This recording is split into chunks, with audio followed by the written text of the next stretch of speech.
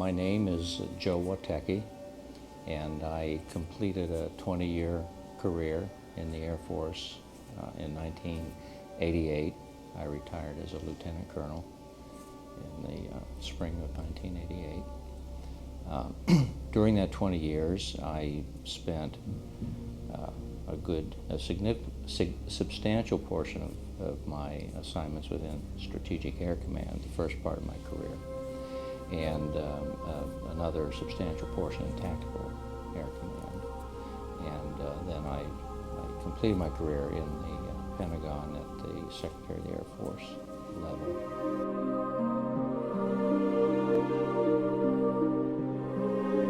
Well, the event occurred very early during my Air Force service. It was in 1969, April of 1969, April 17th, if my reflections in my logbook help me accurately pinpoint that.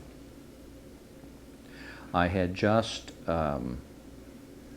received my private pilot's license. In fact, the day before, on April 16th, I had successfully completed my private pilot check ride. And on the evening of April 17th, the next day, my instructor and I had a brief flight in the wholly contained within the traffic pattern at Loring Air Force Base in northern Maine. And the purpose of that flight was to give me a night certification check ride. So there was a solid overcast that night at 3,000 feet above ground level, which gave us plenty of necessary altitude for the touch-and-go landings and maintaining VFR, visual flight rules requirements. And we were landing to the south. There was a light breeze from the south. The runways at Loring were aligned 190 degrees to the south and 010 degrees to the north, north by east. And the breeze was fairly gentle, but it was significant enough that we did have the south runway as active. With my instructor in the right seat and me flying the airplane from the left seat, the tower called us by our Cessna registration number and asked us if we had seen anything unusual north of the base. And that was the way they posed the question: did you see anything unusual north of the base? I was pretty focused on the instruments and trying to impress my instructor with my ability to control the airplane at night.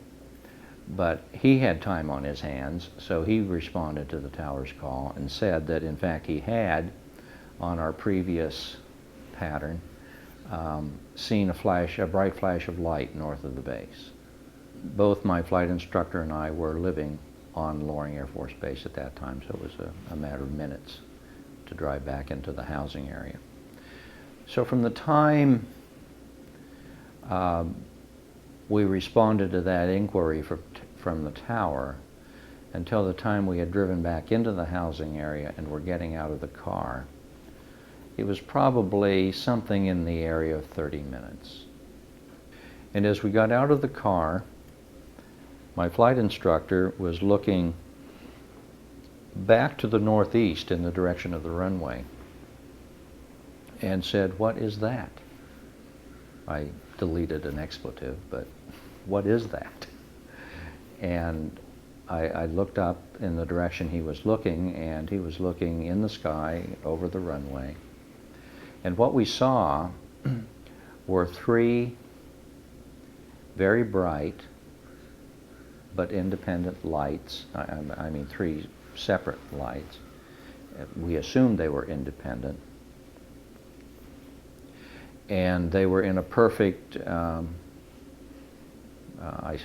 guess, equilateral, a perfect triangle, triangular formation, with the point south and the other 2 points of the triangle directly behind it to the north.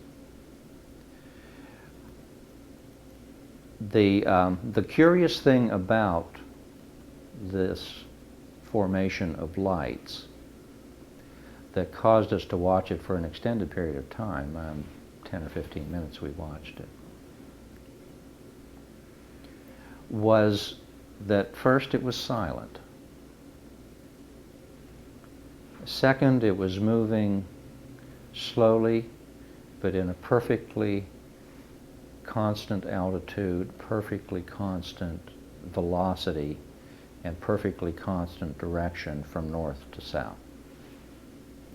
We pieced together later it was actually coming from the direction where my flight instructor had reported seeing the flash of light earlier. What was equally curious about this, since there was absolutely no noise associated, no sound whatsoever associated with these lights, that they appeared to be drifting. But since they were traveling to the south, and having just landed the airplane within the previous half hour, we knew unequivocally that the wind direction was from the south, and anything drifting would have been moving in the opposite direction. So there was some propulsion. It was moving in a purposeful manner, and we also knew, because we had just landed, that there was a solid 3,000-foot overcast, and the lights that we were seeing were so brilliant that there was no way that they were in any way obscured by cloud or any other atmospheric condition. So we knew that that it was less than 3,000 feet above the ground. Weren't sure how far away it was, but it did appear to be over the runway, which, based on the formation of the lights, would have made it very large if it had been a single craft ship. We agreed, after watching it with some fascination for that period of 10 minutes or so, that we had no idea what it was. But there was also not much we could do about it, and it wasn't until the next morning, when I reported for duty, this would have now been the morning of April 18th, the first duty I had each day was to report to a wing stand-up briefing in the wing command post. This was a strategic air command base. I don't think I specified that exactly. Equipped with, as I recall, 3 squadrons of B-52s, 2 squadrons of KC-135s, and a squadron of F-106 fighter interceptors that were with what was then the Air Defense Command.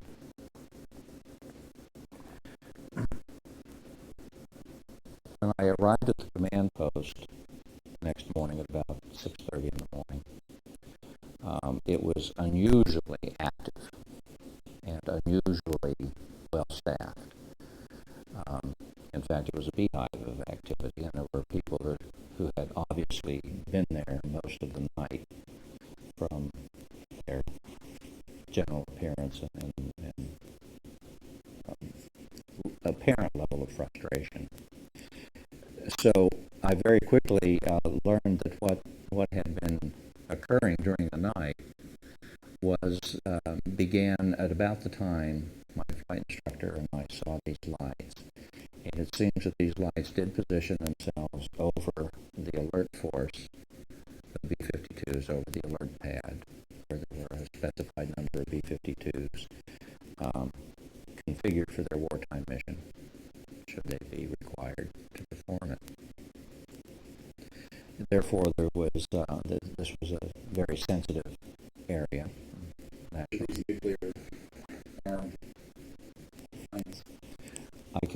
I would prefer to just say that they were prepared to carry out their wartime mission.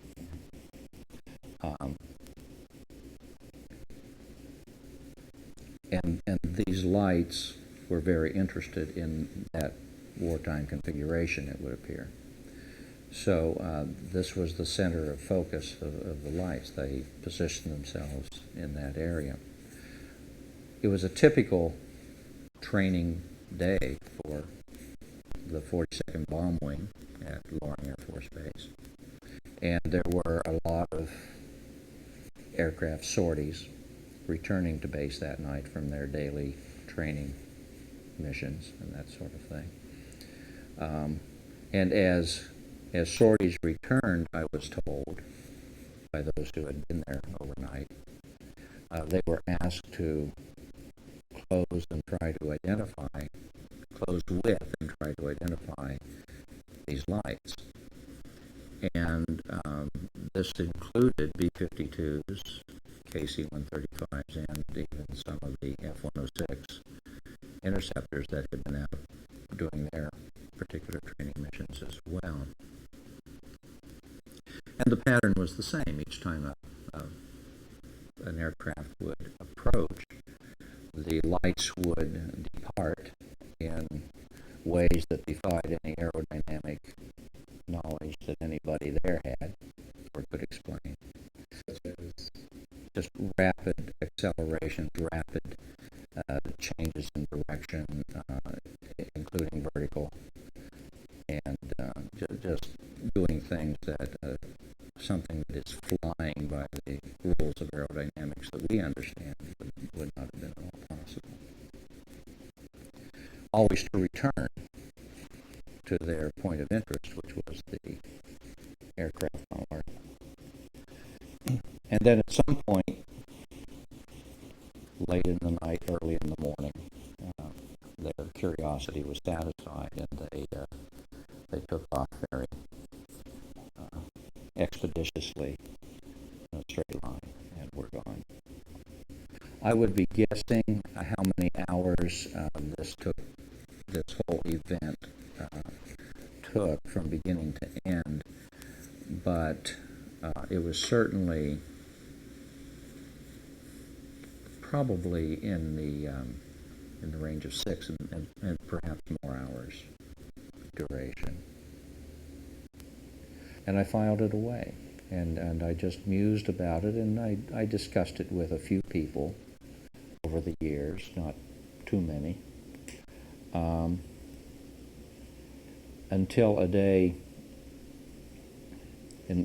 early in the 1990s. I forget the exact year and date, but it was about 93 or 94 that I had occasion to attend a lecture by Dr. Stephen Greer in Hampton, Virginia,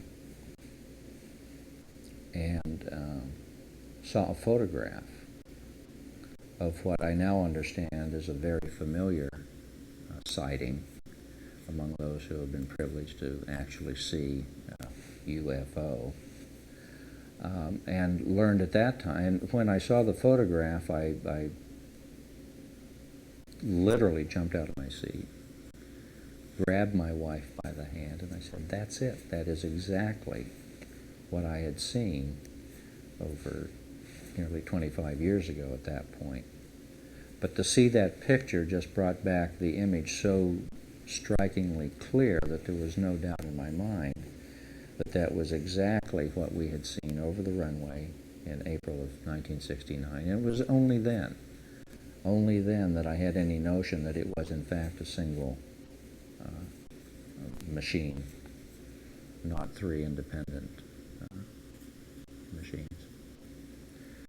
But I will deduce with some degree of knowledge that they must have been, because of the repeated attempts of returning aircraft to close with them from distances and altitudes where they couldn't have acquired them visually because of the low ceiling that night. So I would deduce from that fact that they were being tracked on radar, both ground control radar and airborne radar on the aircraft that were returning to base. It would be a very reasonable deduction to say that they were easily being tracked on radar. Well, I was the public information officer at that time, so I can say with a high degree of certainty that there was no public statement regarding the incident.